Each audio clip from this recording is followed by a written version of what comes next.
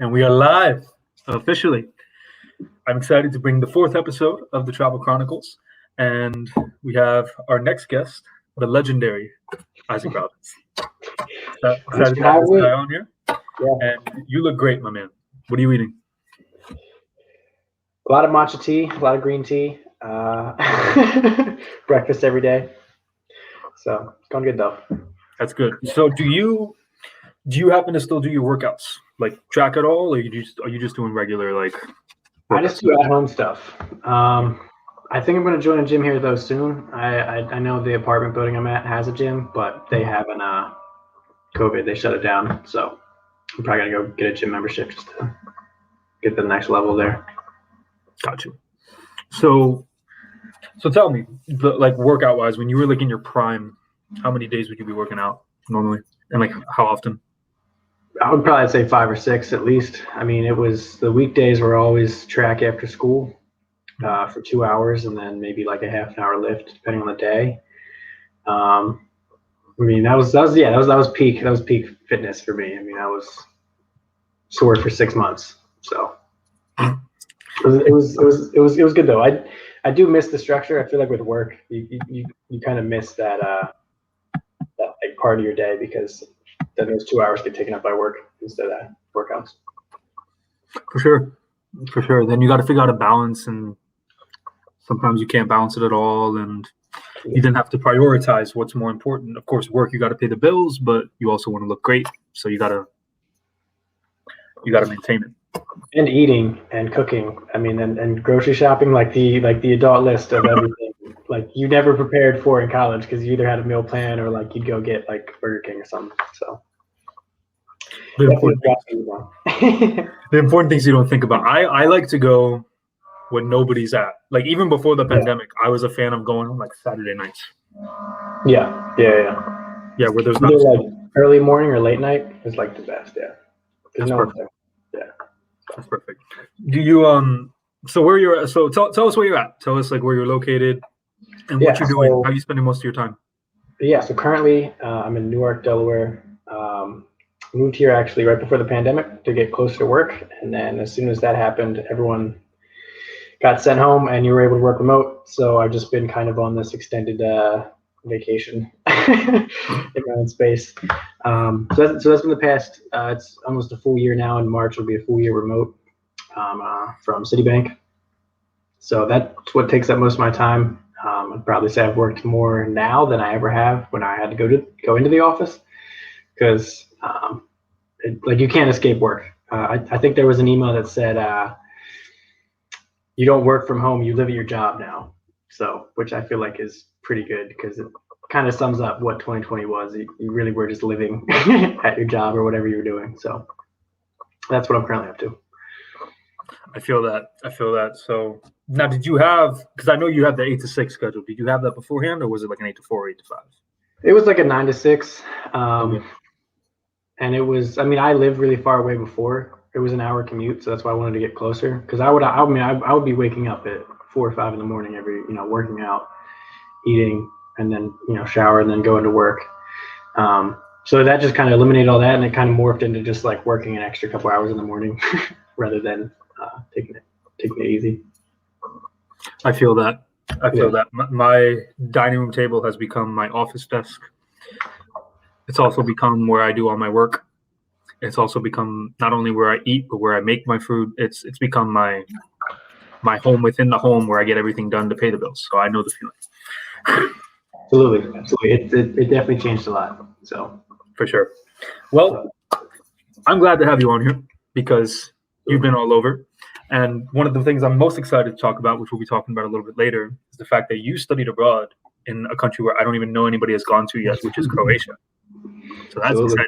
I can't wait to talk about Croatia. But we're gonna look on the. I always say go back to the origins first. I like to talk about normally how I met anybody I bring on here, and you and I met when we were both looking into Widener University. Yeah, back in the day. God, how long ago was that? Like 7 years ago? It was like 2017, 2018. No, we graduated. No, we way before, like 4 years before that. Oh wait, no, yeah, I'm thinking my college graduation year. No, it was high school graduation year was 2013, 2014. So yeah, just about 6 years. Wild. 2013, 2014. So. Wow. Oh man. And you ended up going to Widener. And how was that? How was that experience? You studied international relations, and how was your time at Widener? Essentially, it was interesting. To say the least. I think I did a lot. You mentioned study abroad. I did that first semester sophomore year, so it kind of interrupted my whole friend group because I made friends freshman year and then I disappeared for 6 months and then I came back out of nowhere. So it was kind of getting back into the friend group and U.S. college schedule because that was so different from the study abroad experience. So Widener was decent. I mean, it's a college. I'm a little bit more pessimistic from college now after graduating and being in debt and stuff because I think it's more it's a very expensive party, depending on your major and what you learn. So I would definitely, if I had to do it again, I might take it a little bit more seriously with learning a language and doing stuff like that. Mm-hmm. But overall, I had a great time. Can't complain. So yeah. I feel that if I definitely could rewind the clock, I would have been studying double majoring in Spanish and French. Yeah, absolutely. I would have been crushing every class, but every single language. And then I didn't come to that realization until I went to Spain, and then I started meeting people who spoke 4 or 5 languages. Yeah. Which blew my mind. And as an American who can barely speak English, I'm thinking to myself, how is that possible? How do you do that? And it's just in their curriculum growing up. And then, of course, depending on who their mom and dad is, where they met each other in Europe, and they would say it off. Yeah, it made me think, wow, if I could go back, which I never will, of course. But. Yeah, I was gonna say, unless someone's paying for it, but I don't think about it. But yeah, I mean, it's just I think it's the culture over there, how you grow up, the curriculum, the education system is a lot different. I think that's one of the things I like to point to. I mean, in America, you maybe have to pick a course in high school, and I mean, depending on your motivation level. I took 4 years of French in high school, and that's, I would say, the language that I know the most. Speaking of which, I was just in Ecuador, and it was a Spanish country, but I would think in French first, and then try to translate it into Spanish, just because it was my brain kind of knew that connection first. So interesting stuff. But anyway. That's awesome. So what were you doing? So you spent 3 weeks in Ecuador. Most recently, you just got back. Let's start off with that. Why did you end up going there? And let's talk about what that first day was like when you got to Quito or wherever you landed in specifically. How was it? How was that experience getting there and being there? Yeah, it was amazing. I met a friend that was studying abroad actually from Ecuador, so I went to go see them for a little bit. So that's kind of why Ecuador was on the radar. So I kind of planned this big excursion of something that I wanted to do. Now I usually traveled and spent a long time after the study abroad, so anything less than 3 weeks is not a vacation or trip for me. So I feel I need to get that threshold to feel I can kind of adventure. Mm-hmm. So I flew out of Dulles to Guayaquil with Copa Airlines, and then I spent a week in Guayaquil, and then kind of traveled through Ecuador, stopped in Banos, which is kind of funny name, but it's a great place. It's super outdoor adventure park type feel. It's surrounded by mountains. Awesome place. Would definitely recommend it. And then traveled up to Quito, and then I spent a week there.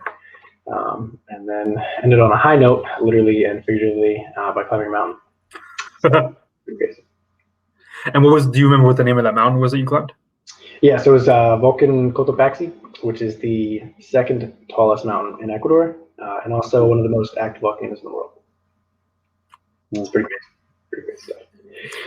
And we chatted about this a little bit, but how high was the altitude, and what was that effect on you? Because I remember, at least, well, it depends on every experience. When I was in Peru, we were climbing mountains left and right because we were there all the time. Mm-hmm. But the first time you do it, I remember some of the volunteers, they got woozy. You could see their heads hawking back, and they felt it, and I felt it. So how was that? Not you only being there for 3 weeks and getting used to that altitude. How was it? How was that experience going up there? It was definitely interesting. So it's kind of funny story how it all kind of happened. So I had actually been there. I got to Quito on Tuesday. Quito is about 9,000 feet, 8,000, 9,000 feet up. So you start to feel the altitude right when you get there. I think from the bus stop walking to the place, I was definitely a little winded more than I would like to admit, being in shape. But yeah, so you definitely feel it like right away. I think the first day there, I like had a headache all day and just felt out of it, which I think is normal for most altitude sickness type of symptoms. And then the next 2 days, I felt relatively fine. And then that's when I decided to like go climb the Cotopaxi, which is 19,000 feet, 19,800 or something like that. I think it's, or 19,300. It's 5,800 meters. So it's really up there. It's about, yeah. So just going back to that, I just kind of decided to climb it because I had like a small tour scheduled to 16,000 feet. But then I was like, what good is that if you don't do the whole thing? You know, like when am I going to be in Ecuador again? I might as well climb the whole thing. So I called up a different tour guide agency and basically was like, can you stay open an extra hour? I get off work. I need to go climb this mountain. And they're like, yeah, sure. So they lined up like a tour guide because it kind of, you have to book it third party all through that. So I got the gear through them that I didn't have because I brought some jackets and stuff, but you need these special boots that are like double the size of your foot that are like dual insulated and stuff. A bunch of the climbing gear, the axes and stuff. Mm-hmm. So then you climb up to about like the first refuge, which is like 14,000 feet. And then you kind of hike up with your stuff to 16,000 feet, which is where the base camp's at. And then you kind of spend, I'd probably say 8 hours there at 16,000 feet. And then at midnight, you wake up and go to the top because you can't climb during the day because the ice will melt with the sun and then avalanches happen and stuff. So, gotcha. Yeah. Pretty crazy stuff. And then another side note, if you just want me to keep talking about this. Yeah, go for it. Go for it. So 11, you wake up and start putting on all your gear, and the weather was fine. We went outside; it was like perfect, and I was like, "Great! I'm gonna get to see this like amazing view, like miles up, and overlook. I mean, you could see, I think, you could see into Colombia, some other areas, and just awesome stuff." Mm-hmm. Then at 12, when we go out, it's blizzard conditions. It's 40-mile-per-hour winds, snow everywhere, which I didn't think would last too long, but it lasted the entire trip up and back. And then right when I got back from climbing it, it like stopped. And I was like, great. All right. Well, needless to say, it's a cool story. I mean, I climbed a 19,000 foot mountain in the blizzard, so it's pretty awesome. I love it. And would you say that was like one of like the highlights per se, like to be able to say like when I went there, I did this really cool shindig and I came back and it was awesome. Absolutely. I mean, the beach in Montanita was great. I didn't learn how to surf there. I wish I would have done more stuff like that. But either way, yeah, climbing a mountain. I think the feeling and adrenaline you get after you realize that you did that and coming back to base camp, yeah, like nothing beats that. Like I'm already planning my next excursion to climb another mountain because it's just like I can see why people love it because it definitely is such an emotional high that you just want to chase that. For sure. I always thought people that like the Everest climbers, I always thought those were like the craziest human beings on the face of the earth. They really are. I would feel like who does that? Who wants to climb a mountain that high and that dangerous? But there are people who like it's a thing. Like people love to go mountain climbing and they climb all these mountains all over the world. And Everest for them is just another mountain. And sometimes like a mountain, or you could be you, and that could be your first mountain climb like that, and then you fall in love with it. So it just depends. Absolutely. I mean, it was so spontaneous. I mean, like my brother dabbles in it. Like he's more of a hiker than I am. Mm-hmm. That's kind of why I wanted to do it. Just to kind of like one up him, be like, oh yeah, well I climbed this mountain. So that was interesting, and then that's fun to do. But it wasn't all about that. I mean, it was just I think it comes down to such a mental game because I knew in my mind that if like in my mind I was telling myself I can do this. You know, you just got to do it. I just need my body to keep up with me. And definitely at 16,000 feet, you get no sleep the first night because of the altitude sickness. Like I just had a headache the whole night, which I think was good though, because then I got used to the headache feeling and didn't have to like wake up with that feeling because then I would have felt like awful the entire time climbing up the mountain. So instead I just kind of like made that second nature and like dealt with the pain and then just started climbing. And what's not fun is that the blizzard puts like 6 inches of fresh snow on top, so like you're on powder, which makes it like double the work. And that was probably the worst thing because when you're half an hour from the top you can like kind of look up and see it at that point because the blizzard like kind of chilled down a bit. So you could see it was only like another like 50 meters, but it was going to take half an hour to get that just because it was like the steep and your legs are burning, like everything, like your entire body is like, just go home. Like, you just Yep.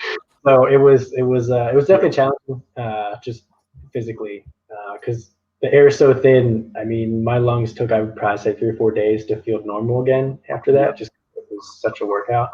But definitely one of the highlights, I would say, of my life, not just the trip. So Absolutely. That mountain climbs in South America are unlike anything else. I want to Unlike go anything back to Aconcagua in Argentina and else. Chile. So that's, I think, the highest mountain in at least this hemisphere. For sure. That's gonna be crazy though. It's unlike anything else. There were a few mountain climbs, specifically blizzard climbs in Peru, where I could see the finish line, and I'm like, there was so much more I wanted to do in life. I hope this isn't it. There was so much because it's so close, but no, for sure. So there will be many more to come, I'm sure, which is awesome. Yeah. So Ecuador was phenomenal. You just came back and putting that international relations degree into use. But not only did you get to do that for work, before you went to Croatia, freaking Croatia. So please take it away. Tell me why you chose there, how you chose there, why that was even an option, and what was the first week like. Let's start with the first week. Why you went there in the first week. Yeah, so how that all came together is my sister's like a huge inspiration in my life. Like, I love her. She's been all over the world. She studied abroad. She's worked abroad. And that's kind of like what I aspire to be like. So I kind of knew that I wanted to study abroad in the back of my mind. I just didn't know how, what, when, where. And then all of a sudden one day, freshman year, there's like a study abroad fair. And there's, I was like, I don't like, I'll look at it like later. But then for whatever reason, I just stopped and looked at this table. And the page that was open was Croatia, and it was like this amazing picture that I've never seen in life. And I was like, I want to go there. I thought it was next to Russia, honestly, because I was like, this sounds Slavic, sounds Russian, but in fact, it's right across the water from Italy, in the kind of the Balkan region, the northern Balkan region. It's still Eastern Bloc, but it's on the Mediterranean, not the Mediterranean. Shoot, I forget what it. Adriatic, the Adriatic Sea. It borders that with Italy. So I like to call it the cheap Italy, just because it's kind of, they don't use the euro, they use the kuna, so they use their own currency. And it's like 7-1 for the dollar when I was there. I don't know what it is now, but it's a great place. I love it. So that's kind of how it came together. I saw it in a book, just said I wanted to go there, and kind of because I wanted to be a little bit more different. Like, I knew other friends that had gone to like the Londons, the Paris, the Australia. Just don't get me wrong, those are awesome places, but I just kind of wanted to like just jump right into something crazy and try to survive. So went to a country where I had no idea what the language was like, no idea what the food or culture was like, and just made it work. So popping. So, and how was that flight when you went there? So, like, what was that feeling like? It was just you on that plane and barely anybody you recognized. How was that? Yeah. So actually, my parents had the opportunity to like come over with me the first week. So the first week we actually all went over, and then had a stopover in Amsterdam. So we got to like go around there for a couple of days, and then we flew into Croatia. So I actually got there early before the study abroad program started. And then we just kind of did some cool tours, did some booze cruise. That was just fun with the family. And then I think the second to last day, I went to the house, and there was only 5 other students in the program that did it, but they were from all over the U.S. So it wasn't through Widener. It wasn't through the school. It was the third party study abroad program, API, I think. Yeah. So it was kind of great. I mean, they said that was one of the smallest classes they ever had, but I liked it because we had one big house that was 3 stories. So me and the only other guy that was there was on the first floor, and then it was the 2 girls and then 2 girls. So it's pretty awesome. All to yourself. That's awesome. It was a fun time. But I think the biggest learning curve thing that I didn't realize was that because I was 19 at the time, so I've never legally drank in the U.S. before, but you could legally drink there. So I kind of didn't understand how the pre-gaming worked, which I don't think any of us did. So we were like starting to pre-game at like 8 or 9, like we usually do in America. You know, you pre-game hard, and then you go to the bar, and then you might go to the club from like 11 to midnight, right? And then it's game over by 1 or 2, and you're home. The party doesn't start until like 2 a.m. there. Yes. So Yes. So we're like Yes. these hammered Americans. Like we went to a bar and then realized that like it's dead until like midnight at least. So we just go get some pizza at this restaurant and just like keep getting drunk there. So it was great, but it was definitely a learning curve. So after that first night, we're like, all right, we need to game plan a little bit better. We're not gonna start drinking at 8. So fun times. I remember that in Spain. Yeah. The first week, my cohort, we all went out at 9, and it was dead quiet. Yeah, we were thinking like a natural disaster within the city happened. It didn't. Yeah. It was just us being stupid. Especially South America too. Yeah, they eat dinner at like 7, 8, 9 o'clock, and then so I can imagine the bar would be pretty dead at 9. But the party styles are so different depending on like the continent you're in, and depending on where you are in general. I remember in South America, sometimes it didn't matter what time the party started. All I remember is that it wouldn't end until you saw the sun begin to rise at like 5 or 6 in the morning. It just went nonstop, like it kept going. And then in Europe, like for Croatia, I haven't been there, but you described it very much like Spain. People don't go out until like midnight or like 1 o'clock, and that's the pregame. And then like 2 o'clock. The club opens at 2, yeah. Then the club opens up, and it's like those 3 hours between like it being the darkest it can be until the sun starts to rise, where everybody goes crazy. It's different. It was great. So Croatia worked how the bus system would stop at like 2:30, so that everyone could take the bus to the club. So and then after 2 it would stop and then it would start back up at like 5. So you had to spend your time at the club from like 2 to 5. They start back up so that all these drunk people get back on the bus and scan in and drop. So imagine being a 19-year-old. I was very much enjoying life with zero worries and very easy course load. It was peak. It's peak experience. The peak is the peaks. Yes. You can't get any peakier than that. I'll never say that again. It flew by. It definitely flew by. That's awesome. And describe to me the area. How like you had your own house, which is phenomenal. But where were you? What was it like being like a whole town of mainly Croatians, I'm assuming? And tell me about your university as well. Where did you study? So this might excite some Game of Thrones fans, but I basically I was in Dubrovnik, which if you know that's King's Landing in Game of Thrones. So. And they were actually still filming and shooting the show. It was still going on there when I was there, because back in 2015. So it was kind of the LA of Croatia, per se. Like it's probably one of the most expensive towns, and it's the prettiest. So it's called the Pearl, the Adriatic, or the Adriatic, however you pronounce the body of water there. But it's all like, I would want to say, ancient architecture, at least in the city, like within the walls, because there's a walled city, much like the Game of Thrones, King's Landing. So it's this ancient castle walled city, and then behind it you have this steep mountain going up, and that's where we lived. So we lived probably maybe 10-minute walk from class, but it was up 200 flights of stairs. So I think that's what kept me in shape. I did gain a lot of weight because I didn't work out at all. But if I didn't have the stairs, then I would have been like 30 pounds overweight. But they kept me in shape. So, and then the university actually was super cool. If anyone knows the Walk of Shame in Game of Thrones, that episode, that actually was like my walk to class. You go down those stairs and then through the gate, and then into the it was an old monastery was the university. So the second floor was converted all into the school.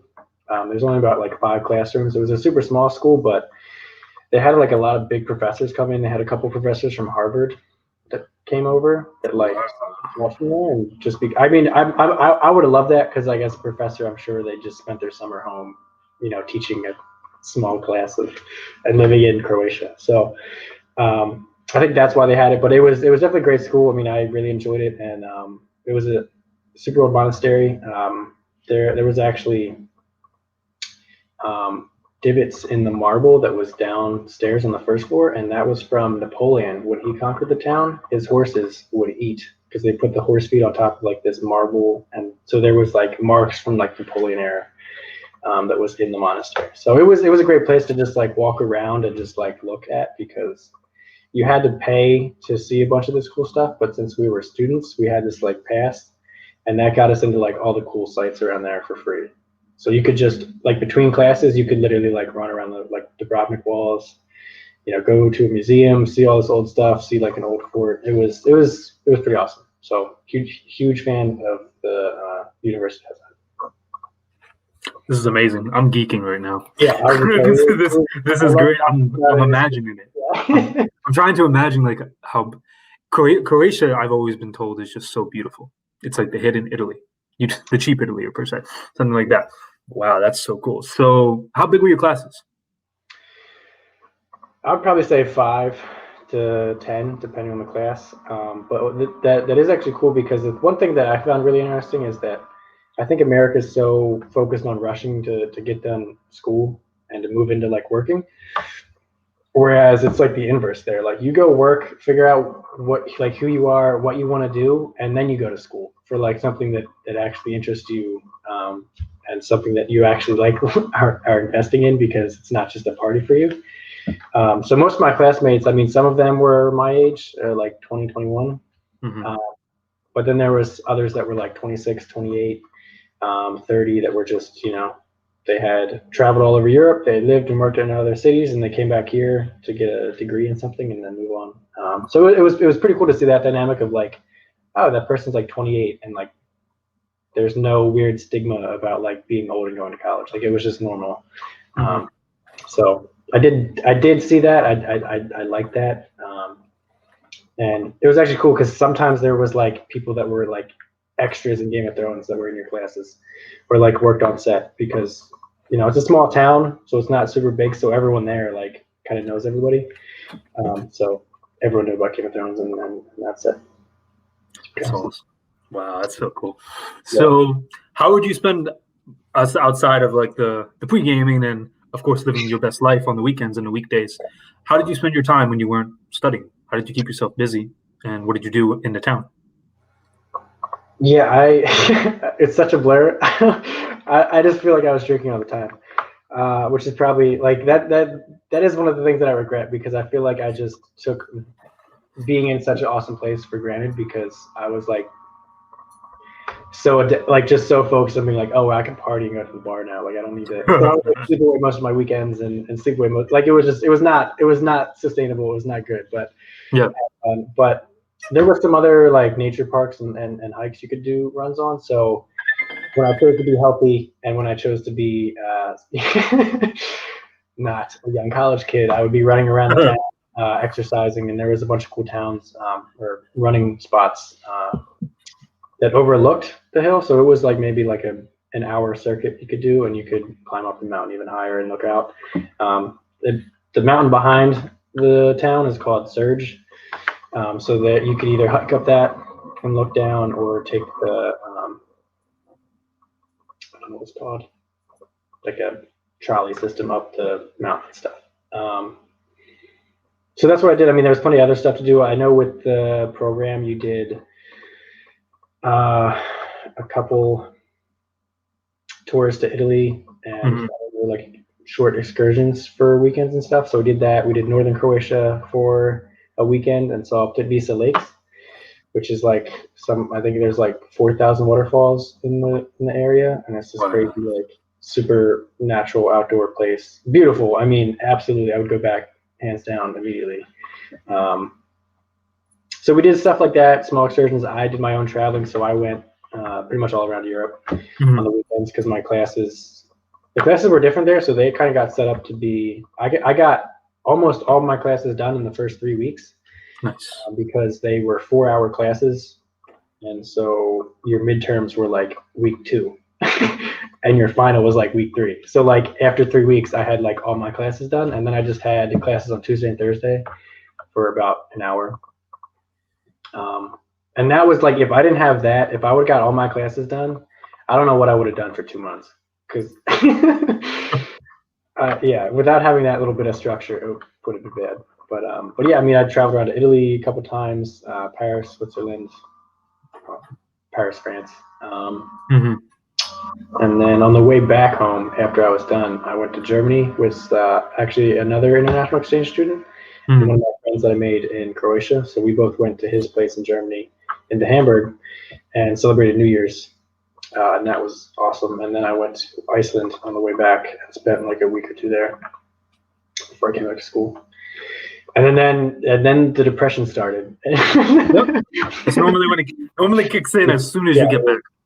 Emotional high, and then let's talk about that actually, because I haven't brought this up with anybody yet, mainly because it just hasn't come up. So one of the biggest, how do I put this in a nice way?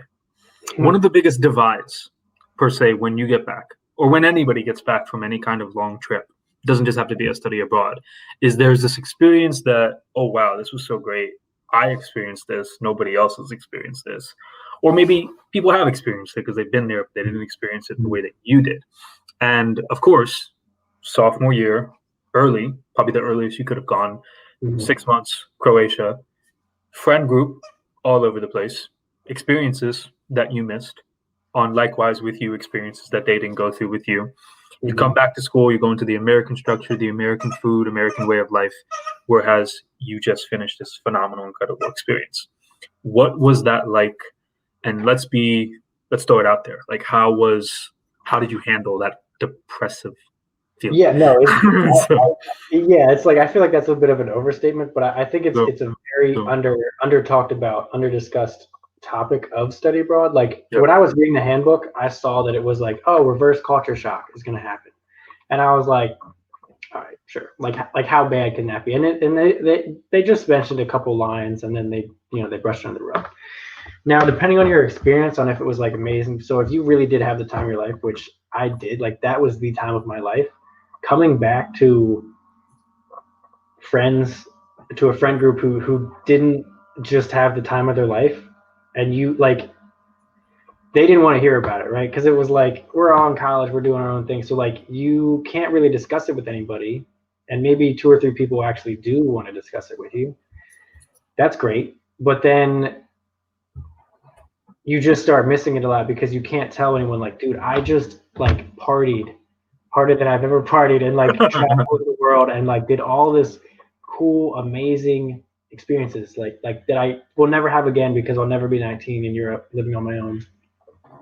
And I need to come back to like this awful structure of like America's the best and all, like, and you're just like, but it's not. Like there's so much more to life that I feel like you've learned when you live on your own in another country, especially if it's a like completely different culture to America, that when you come back to America, it's like, why? Like, yeah, America's great. I definitely love America. It's definitely like a great place to live, but there's certain things that you miss and that society doesn't value here, that society values over in Europe or South America. And that, to me, that is like the friends, the family, the connections you make.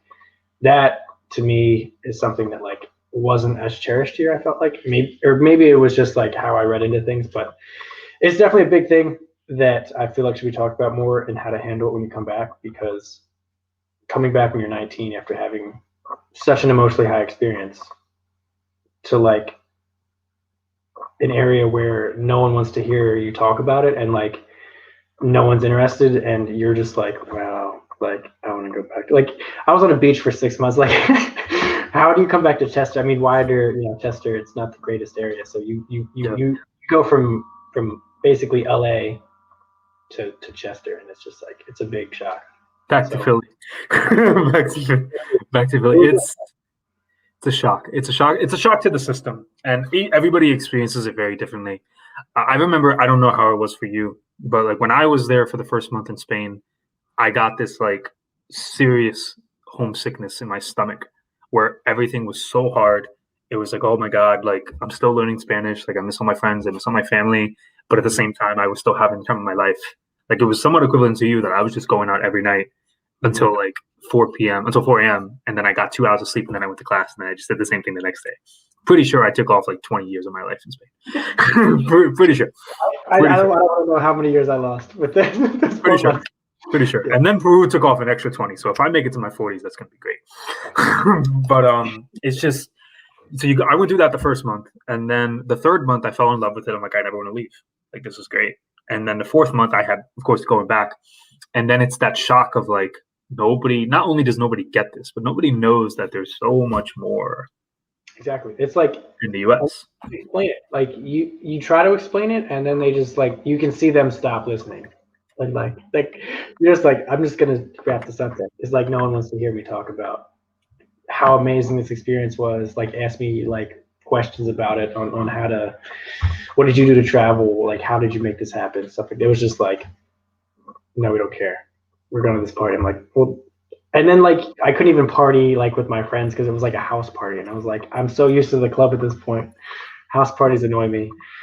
Yep. I mean, first world problems, honestly. But at the end of it, I would say the first homesickness I felt is when I first got sick. Like I got pretty sick there for like a week, and that's when the hardest homesickness hit because it was kind of around Thanksgiving, and it was like no one felt like that in Europe. So it was like I'm missing this day with family. Good food, and I'm sick, and like when you're sick you're always miserable, so it was like the combination of those things just really hit hard. So like I would say November was my worst month because I was sick, there was Thanksgiving, and we didn't have any of that. So but other than that, it was like after month 3 you're just like, I'm living here at some point in the future. Like I'm coming back. Like there's no other way to say it. So you adjust.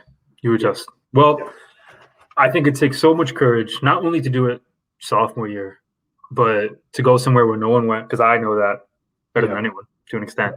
And I just think that's phenomenal. And I can't wait to when I go to Croatia, because I'll be blowing up your phone. Absolutely. Asking for all the recommendations. Especially I know a lot of good, cool, like niche spots that hopefully they're still there. I don't know how COVID affected them.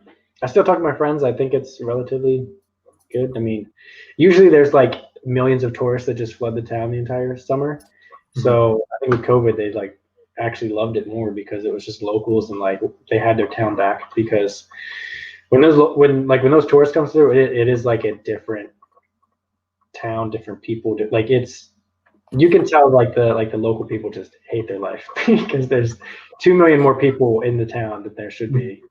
Because all these cruise ships pull up and just unload everybody.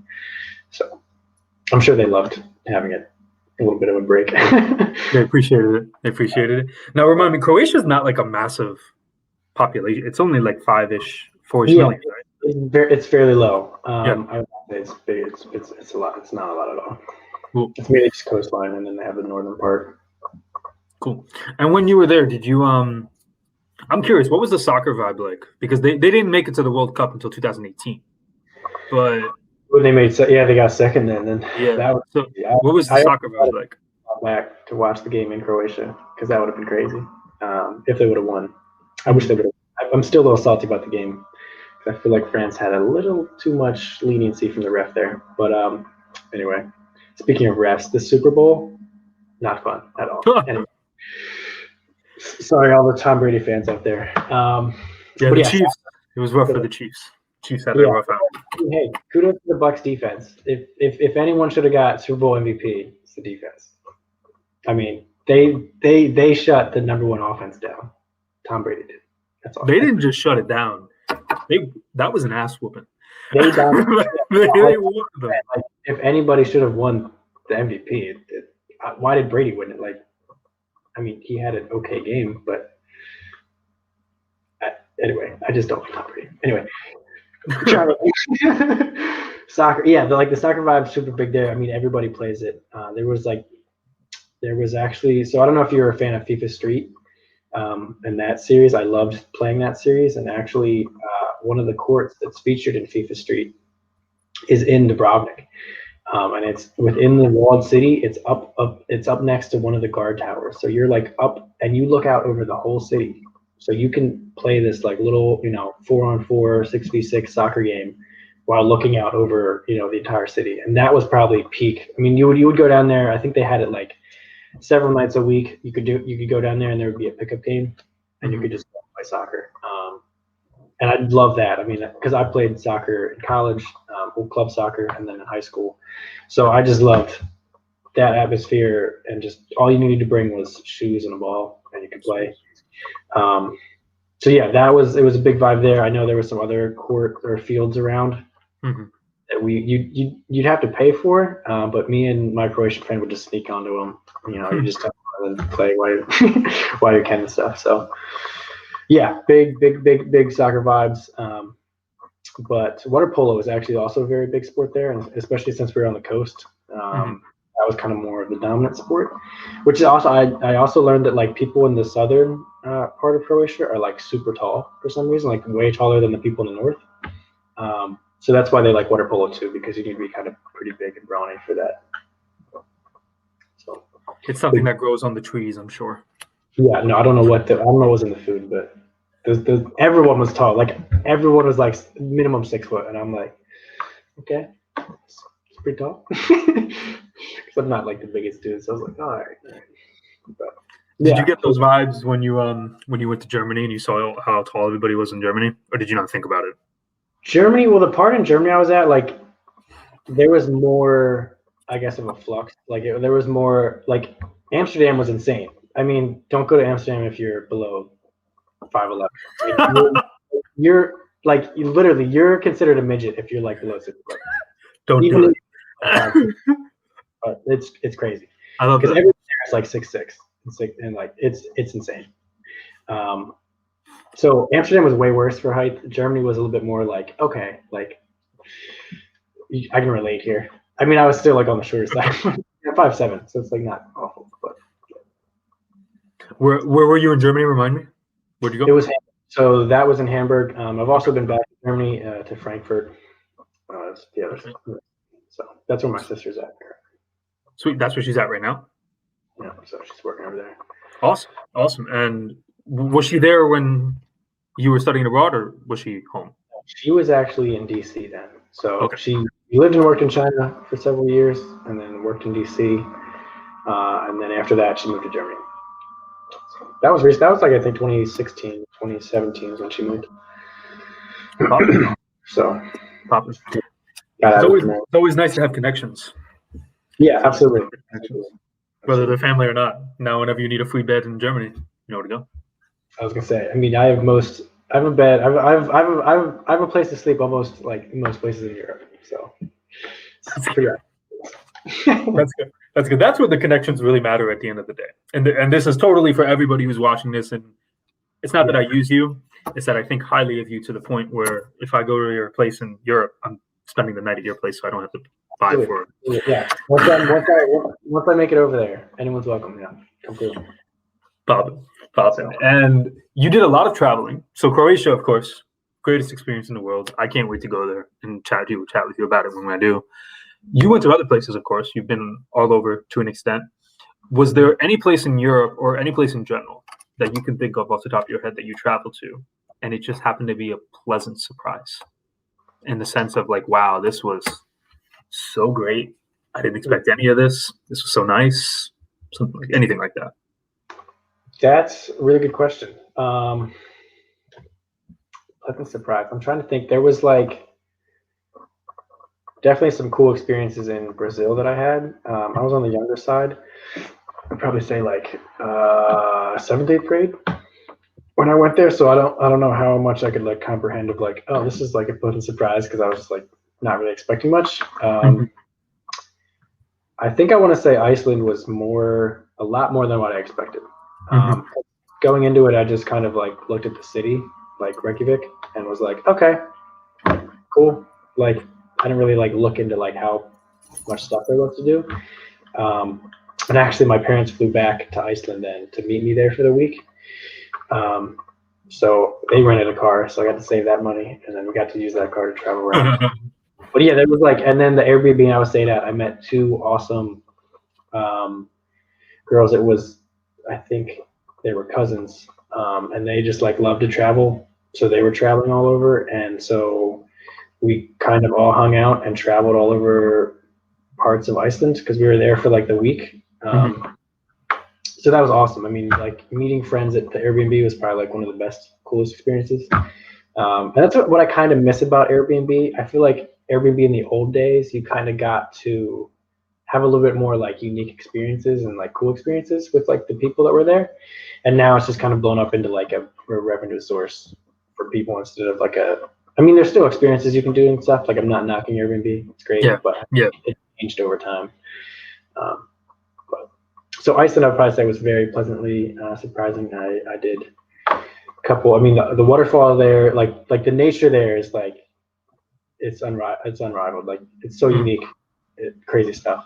And then they also have like hot springs and all the other stuff there, which is super cool. So I just recommend it. I mean, I went there. That was January. I was there, so there was only like 4 hours of daylight because it's so high north. It's so far north that the poles and stuff and the sun. I didn't know. That's interesting. That's news to me. Wait, so explain that. So only 4 hours.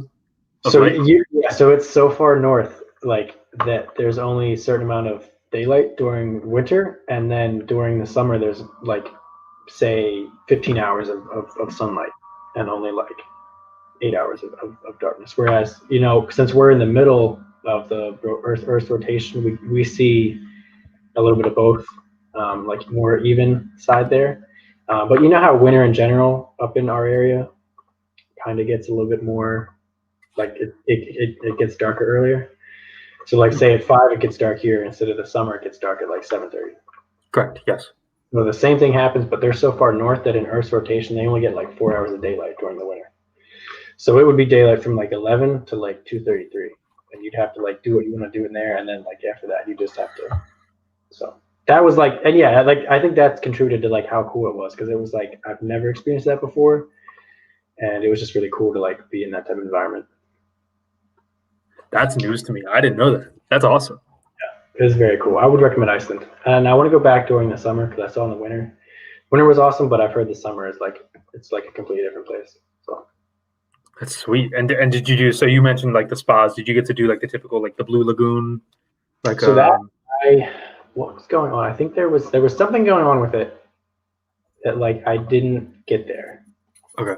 Because the girls I was staying with, they went the day before I got there, and then they said, yeah, it's like it's undergoing maintenance now. So like I guess they were like the last ones to be able to get in, and then after that I was like, okay. But I still went to like there was another spa there.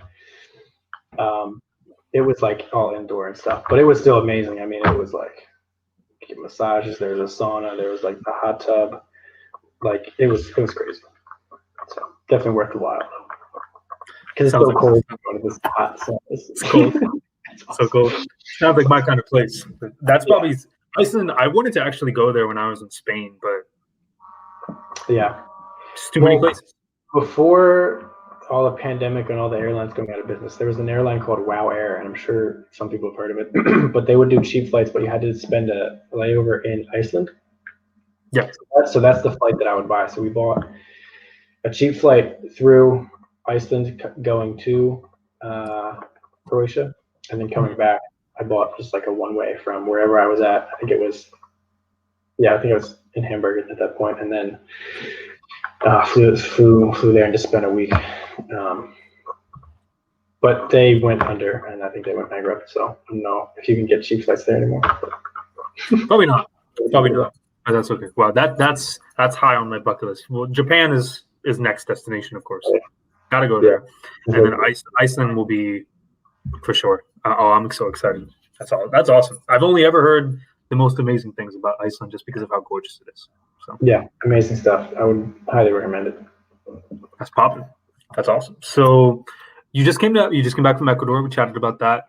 What are you thinking next? Now that you got your neat city job, you're traveling a little bit with work.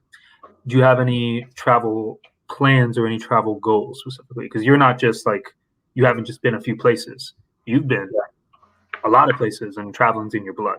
So what's any goals, travel ideas, travel plans of what might be next once pandemic is done?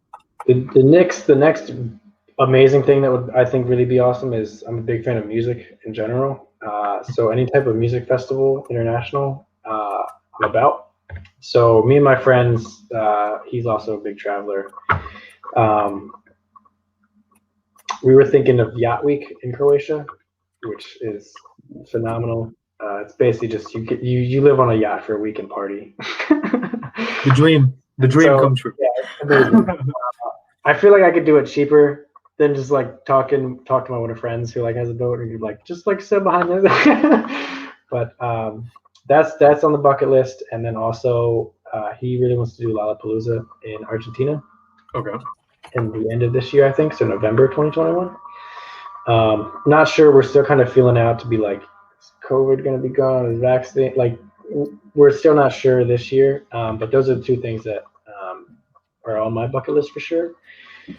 And then we're like, even after that, 2022, we're planning like a big South Pacific tour of like Japan, Philippines, Indonesia, Bali, and Australia, and then New Zealand. And that would be done lit. But anyway, there's more. I mean, that's just really far out. Who knows what I'll be doing then? But actually, I do have something. I've been looking at a week in Mexico in March. Okay. So just to kind of get on the beach before the main season in the States. So next month specifically, you're thinking March. Next month, yeah, like mid next month. And have you already bought the plane ticket and everything? Or not yet. I'm cutting it close. I'm looking at what flight deals. But everything seems relatively cheap, like $200-$300 round trip flights. I'm looking at like Cancun or Cozumel. Okay. Stuff like that. So hopefully it all works out. And this is just like a nice solo trip, going on your own, seeing what you find, or solo. I might bring a friend. They need to get their passport. So I'm trying to much express that in the 3 weeks that we have here. But if not, I do want to do something. I mean, I wouldn't mind if it's solo, but I'd rather have a friend come along because that kind of makes it fun. Of course. Yeah. Two is always a party. How do you feel about how many solo trips, aside from the big solo trip of going to Croatia by yourself, did you make any like solo trips that you can remember while you were in Europe? Yeah, so almost all of my trips in Europe were solo trips. So while I was living in Croatia, I just was like, I'm gonna go buy this ticket and take the ride. Like I just want to do that. Like I didn't think. I mean, this just goes back to like 19 naive. Like I'm just gonna go do it. Like I didn't think about like having friends alone. Yeah. So any trip I basically did in Europe was all solo. So France, Switzerland, Italy, Germany. Well, Germany with the friends was the only one that I went with friends on. But then I still kind of thought of that as solo because, you know, I kind of took different flights there and different paths. And then I was going to Iceland. So that was solo. But Ecuador was actually the first big solo trip ever since study abroad. Because I've traveled with my family for a little bit. So Brazil was a family trip. Costa Rica was kind of a solo trip. That was high school, but that was with like the soccer team. Mm-hmm. And then Chile in college was with the family too. So the first big solo trip was Ecuador, and the last friend trip was Aruba last year. It was pretty fun. So. Popping. And let's wrap it up on that actually, because you said how Aruba was a godsend.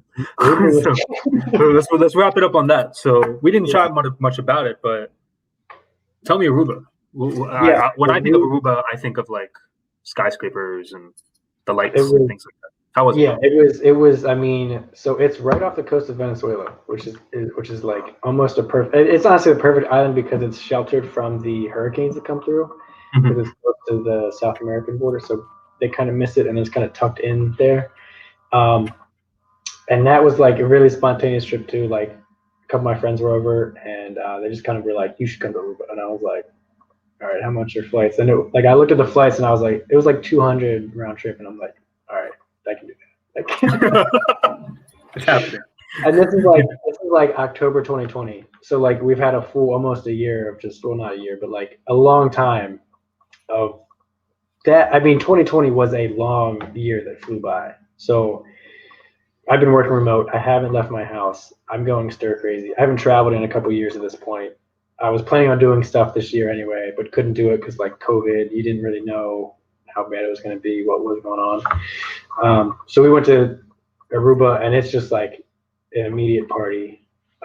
And like, yeah, it's like 90 degrees. You're on a beach, and yeah, like everything was great. Like everything's great. I mean, the food was great. Like the group of guys I went with was awesome. and it was a much needed break and like time away from what 2020 was, because it was such a year with packed with like all this trauma and turmoil and like, you know, it was a great year, like personally for me. Like I think I did a lot of personal growth and career growth and stuff. But at the end of the day, like society in general was like at its breaking point, and that was like a much needed break to just step away from like feeling like the world was about to end. Mm-hmm. And so much needed. And you probably said it, but I might have missed it. Remind me exactly when you went this year, last year. October. So it was 5 days in the end of October. So okay. It was right when like it was getting too cold to like enjoy being outside here. Okay. And we peaced out. So perfect.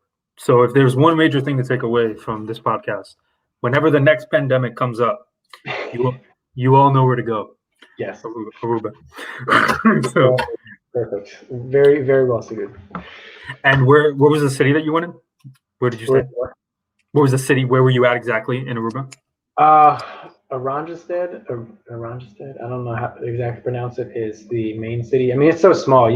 We lived in the north part of the island, and the downtown was like 20 minutes away, and that was like where all the parties were. So it's pretty small, and you can't really get.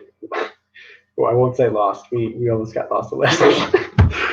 So funny story. Let's end on another crazy. And then on this note, for sure. But so the last night we're there, we're like, let's just go and party one last time, go crazy. Yeah. So, but there's a curfew. So the curfew is I think at 11, which is pretty early for a bunch of guys who want to go party. So we decided to go to this after hours spot that was like by the shipping port in the one of the big shipping alley port way. Like, and so we get there. The Uber drops us off.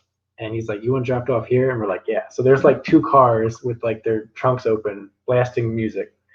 Like it looked like a T-Pain music video set. There's people on four-wheelers doing donuts. There's like a crowd of people just like it's awesome. It was like absolutely awesome. We're dancing, drinking, like having a great time. It is really awesome, fun time. And then it gets to like 1:30, and everyone just like hops in the car and dips. And we're like, okay, let's just call a taxi and get out of here. There's a curfew though, so no taxis are running. We're in the middle of this like port. No, like our phones are all on like 2%, and we're all panicking because our flight is like tomorrow morning, and like the GPS says a 2-hour walk back to our place, and we're like, this is awful. So we walk to like this hotel, and we're like, can we get a hotel? And they're like, no, it's closed. And I'm like, how's the hotel closed right now? We're losing our minds. We're all drunk. We're all extremely tired. Like it's just like it went from like emotional high to like the absolute worst possible case scenario that it could be. And then when all hope seems to be lost, like this taxi just pulls up because some like police guy saw us and called his like taxi friend to come get these like drunk Americans to drive him home. And that was like the most. We were like, oh my god, this is. It was the most like relaxed, like it was so relieving to see the guy pull up, and we're like, oh my word. We like literally all sprinted into this van and just hopped in, and we got home 10 minutes later and all was fine. But that was the crazy Aruba story. Yeah. That's amazing. That was God telling you it's not your time yet. So that's good. Exactly. It was like, just go home. Just go home. That's awesome. And then you made the flight, of course. You made it. Yep, You got it. Barely made the flight. But it was like, what a mess. What a way to end it, though. I feel like I try to structure my things and plan it out just so I don't have any of that stuff happen. That was kind of relieving for me to just kind of like let go and just be like, look, whatever happens. Like, just have fun. So awesome. it was a good lesson learned. Beautiful. Well, maybe it'll happen again, and if it does, you'll know what to do this time. Yeah, I will. I will obey the curfew. The curfew, follow it, or just hope. Hope sometimes does a lot more than actual planning. So Absolutely. Either one will do it. Well, that was amazing. It was therapeutic, and I learned a lot. So yeah. Well, I'm glad you had me on. I'm glad to always talk about stuff. I'm glad you listened to me talk about my experiences. I hope they help someone and inspire someone to go travel. I think I have a blast. Absolutely. It was a pleasure to have you on, and I would love to have you on again because there's so much more Like I that say, I have some other countries lined up that we didn't talk about, so we can discuss those. there's so much more. There's so much more we can talk about. I feel like there's so much more I can talk about with a lot of people I bring on, but then there are certain people definitely like I want to have on a second time. So let's do that once this becomes more professional. And Ooh, sign me up. it was amazing. It was amazing having you, my friend. You did such a great job. And unless there's anything else you would like us to know, we'll wrap it up. I'm not famous or an influencer yet, but otherwise I'd plug all my social medias here. But no, it's all good. That's what our last person did. Rachel did that. She specifically said, "Don't follow her on Instagram." I mean, I'm real low key. I'm not a huge guy. Yep. Me too, but we'll see what happens a year from now. So I was just say you're building. Yeah, you're building it. All right. But thank you so much, Isaac. I appreciate you, and I hope you have an amazing day, my friend. Absolutely. Yep. Have a great day, and good 2021. If I don't talk to you before then.